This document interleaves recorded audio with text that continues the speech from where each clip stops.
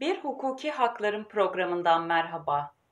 Bugün size uyuşturucu madde imali, ticareti, kullanımı suçu ve cezası hakkında Türk Ceza Kanunu kapsamında bilgiler aktaracağım. Bilindiği üzere uyuşturucu kullanımı kamu sağlığını ve toplumun geleceğini tehdit eden bir suçtur.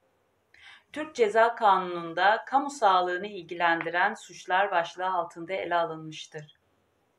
Kanun koyucu uyuşturucu madde imalini, ticaretini ve kullanımını belli cezalar öngörerek yasaklamıştır. Kamu sağlığını tehdit eden uyuşturucu ve uyarıcı maddelerin kullanımının ölümle sonuçlanabildiği aşikardır. Bu denli ağır sonuçları olan maddelerin imali ve ticareti kanun koyucu tarafından yüksek cezalar öngörülerek önlenmeye çalışılmıştır. Türk Ceza Kanunu madde 188 Taksim 1 uyuşturucu veya uyarıcı maddeleri ruhsatsız veya ruhsata aykırı olarak imal, ithal veya ihraç eden kişinin 20 yıldan 30 yıla kadar hapis ve 2.000 günden 20.000 güne kadar adli para cezası ile cezalandırılmasını öngörmüştür. Uyuşturucu ve uyarıcı madde imal suçu, uyuşturucu etkisine sahip doğal bir maddenin çeşitli işlemlerden geçirilerek uyuşturucu ve uyarıcı bir maddeye dönüştürülmesini ifade eder.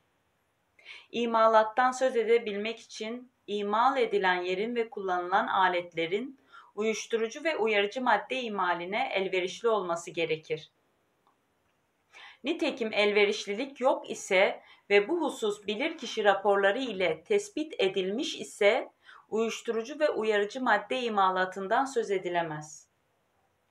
Uyuşturucu madde taşıyan bitkilerin toplanması, saklanması, istiflenmesi imal değildir.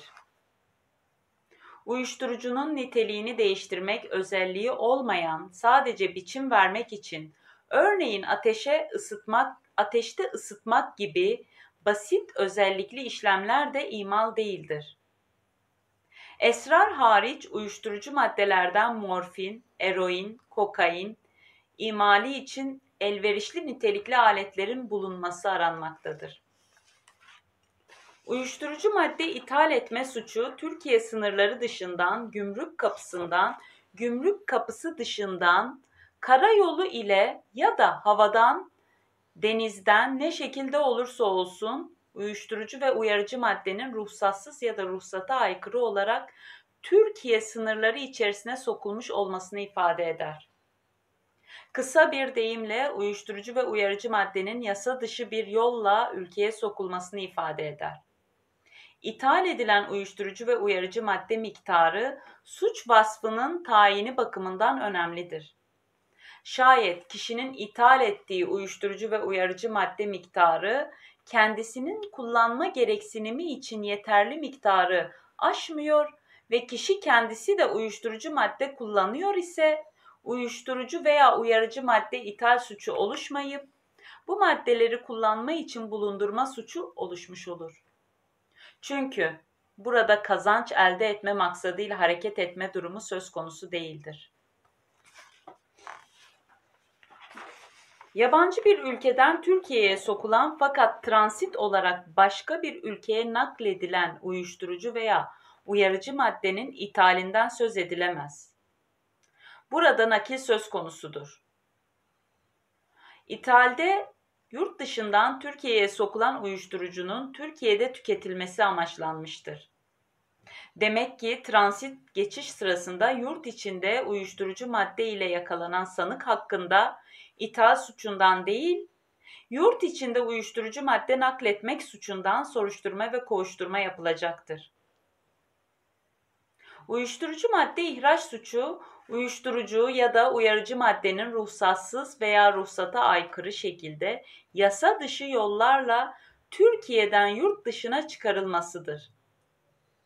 Bu eylemin suç oluşturması için gümrük kapısında kontrolde yakalanması ya da sınır dışına çıkarılması gerekmektedir. Çünkü sınıra kadar olan kısımda kişi ihraçtan vazgeçebilir. Vazgeçtiği takdirde ihraç suçu oluşmaz. En fazla nakletme suçundan cezalandırılır. İhracatta önemli olan bir diğer husus da uyuşturucunun miktarıdır.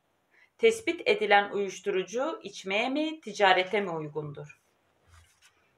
Bunun iyi tespit edilmesi gerekir. İhraç suçunun oluşabilmesi için uyuşturucu miktarının yurt dışına çıkarılıp satmaya yetecek kadar olması gerekir. İçmeye yeterli miktardaki uyuşturucunun ihracı halinde ihraç suçunun değil, kullanma suçunun oluşacağını Yargıtay kararlarında görmekteyiz. Türk Ceza Kanunu madde 188 Taksim 1'de uyuşturucu ve uyarıcı madde imal, ithal ve ihracı için öngörülen ceza 20 yıldan 30 yıla kadar hapis ve 2.000 günden 20.000 güne kadar adli para cezasıdır. Suçun vehameti ve toplumun geleceğinin korunması açısından hemen hemen her ülkede bu suç için yüksek cezalar düzenlenmiştir. Bir hukukçu olarak salt yüksek cezaların önleyici olmayacağını düşünmekteyim. Çocuklarımızı ve gençlerimizi uyuşturucunun zararları hakkında bilgilendirilmesi ve eğitilmesi gerektiği kanaatindeyim. Bir hukuki hakların programını daha burada bitiriyorum. Bir dahaki programda görüşmek üzere, hoşça kalın.